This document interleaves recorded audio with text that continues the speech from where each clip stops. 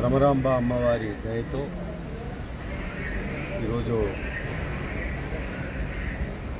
శబరమ్మ భారీ మెజార్టీతో నంద్యాల పార్లమెంటుకు ఎన్నిక కావడం, ఆ మొక్కుబడి తీర్చుకునే దానికే ఈరోజు వచ్చాం. ముఖ్యంగా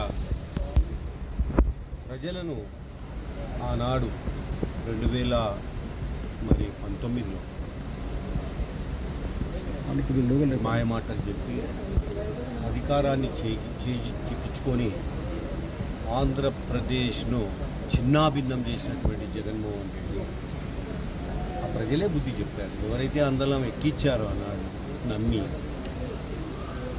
ప్రజలే బుద్ధి చెప్పి ఈరోజు 11 సీట్లకు సిగ్గుండాలి, రాజకీయాల నుంచి విరమించుకోవాలి.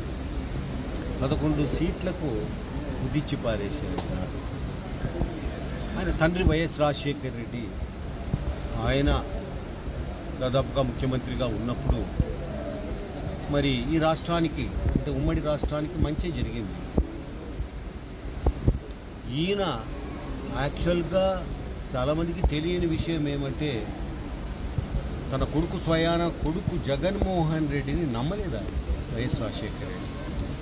ఈయన ఏమి తెచ్చి పెడతాడో, ఏ రకంగా మరి చెడ్డ పేరు తెస్తాడో అని బెంగళూరులో పెట్టాడు. ఆయన బెంగళూరులో ఉన్నటువంటి వాడు యాక్సిడెంట్లో చనిపోతే వెంటనే హైదరాబాద్కు వచ్చి ముఖ్యమంత్రి కావాలని సంతకాల సేకరణ చేయడం మొదలుపెట్టాడు. నమ్మకం లేదు కొడుకు మీదనే అన్నాడు. వైఎస్ రాజశేఖర రెడ్డికి ఈయనకు నక్కకు నాగలోకానికి ఉన్నంత తేడా ఉంది. సర్వనాశనం చేసిపోయినాడు ఆయన. పోతూ పోతూ ఈ ఆంధ్రప్రదేశ్ను దివాలా స్థాయికి చేర్చి ఈరోజు ఆయన మరి ఎవడు కక్ష ఉన్నటువంటి వాడు, పగ ఉన్నటువంటి వాడు కూడా ఈ రకంగా ఒక రాష్ట్రాన్ని దెబ్బతీయాడు. ఆయన దెబ్బతీశాడు. మరి ఆయన అహంకారం, అదే రకంగా ఆయనకున్నటువంటి పొగరు ఈరోజు ఈ రకమైన తీర్పు ప్రజలు చెప్పారు. అన్నీ నాశనం చేశారు. చూడండి, శ్రీశైలం అత్యంత పవిత్రమైనటువంటి స్థానం.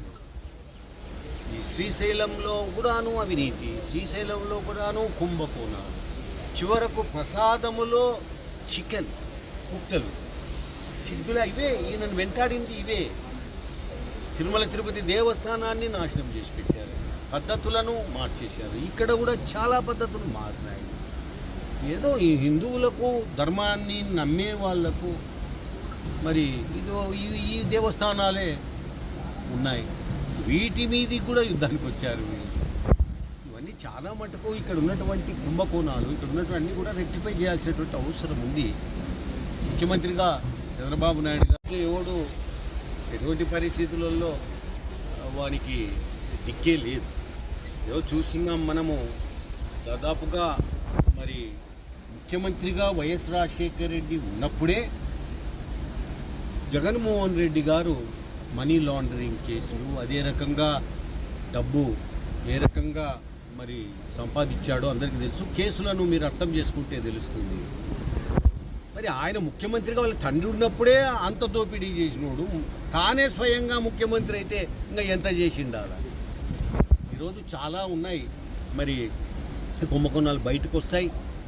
ఒక శాండ్ కానీ, లిక్కర్ కానీ, లేకపోతే భూములు ఏవైతే మరి స్వాహా చేశారో అవి, అదంతా కూడా ఎన్నో రకాలుగా ఇబ్బందుల పాలు చేశాడు ఆయన.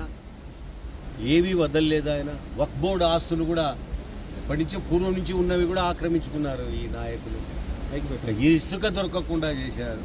ఇక్కడ కూడా చాలా మటుకు మరి ఇవన్నీ కూడా హిందూ ధర్మం ప్రకారంగా నడిచే విధంగా తీసుకెళ్ళాలి ఈ దేవస్థానాన్ని కూడా. అది బాగా అది ఒక భాజపా గవర్నమెంట్లో చర్చ జరుగుతూ ఉంది. తొందరలో నిర్ణయం తీసుకుంటారు. అయినప్పటికీ కూడా మనము మన పరిధిలో దీన్ని కాపాడుకోవాల్సినటువంటి అవసరం ఉంది. ధర్మాన్ని, ఈ దేవాలయాలను. అసలు శ్రీశైలం ఒకప్పుడు ఎంత భక్తులు వచ్చేటటువంటి దేవస్థానం అది నా చిన్నతనంలో. ఇప్పుడు ఆల్ ఇండియా లెవెల్లో తిరుపతికి ఏ రకంగా మరి నమ్మకంతో వస్తున్నారు ప్రపంచవ్యాప్తంగా ఉన్నటువంటి భక్తులు, శ్రీశైలానికి వస్తున్నారు. ఇది ఆగదు. ఇది సమానంగా మరి ఏదైతే ఇప్పుడు తిరుపతి డెవలప్ అయిందో ఆ స్థాయిలో ఇది కూడా డెవలప్ అయ్యేటటువంటి చాలా స్వల్ప వ్యవధిలో డెవలప్ అయ్యేటటువంటి కూడా ఉంది. శబరమ్మకు ఒక రిప్రజెంటేషన్ పిఎంకు ప్రధానమంత్రికి ఇవ్వమని చెప్పబోతున్నాం. అదే రైల్వే లైన్ ఇక్కడ ఒకటి ఏర్పాటు చేయాలి. అదే రకంగా ఒక ఎయిర్పోర్ట్ కూడా ఒకటి ఏర్పాటు చేయాలి. ఇక్కడ రైల్వే లైన్ ఒకటి, అదే రకంగా ఎయిర్పోర్ట్ కూడా ఈ దేవస్థానానికి ఏర్పాటు చేయాలన్నట్టు చెప్పి ఒక డిమాండ్తో లెటరు తొందరలోనే రాస్తానని చెప్పింది నాతో. తప్పక ఇవి నెరవేరుతాయి. ఈరోజు ఒక ఎయిర్పోర్ట్ వచ్చిందంటే ఇంటర్నేషనల్ లెవెల్లో ఉన్నటువంటి భక్తులు వస్తారు. అదే రకంగా రైల్వే లైన్ ఏదైతే ఉందో దాన్ని కనెక్ట్ చేస్తే చాలా ఉపయోగం అది పేద భక్తులు రావడానికి కానీ. కాబట్టి ఇవన్నీ కూడా ఆగవు. శ్రీశైలం తిరుపతి దేవస్థానానికి సమానంగా అభివృద్ధి చెందేటటువంటి పరిస్థితులు తీసుకొస్తాం. ఎందుకంటే శ్రీశైలం కూడాను మరి శబరమ్మ నంద్యాల పార్లమెంటులో భాగంగా శ్రీశైలం కూడా ఉంది. దీన్ని మనం తప్పకుండా చేసుకోవాల్సినటువంటి అవసరం ఉంది అని చెప్పి తెలియజేస్తున్నా. మరి చెరపకురా చెడుదు అని చెప్పి ఒక సామెత ఉంది మనకు. చెడగొట్టాడు అంతా చెరిచాడు, చెడిపోయినాడు జగన్. That's all.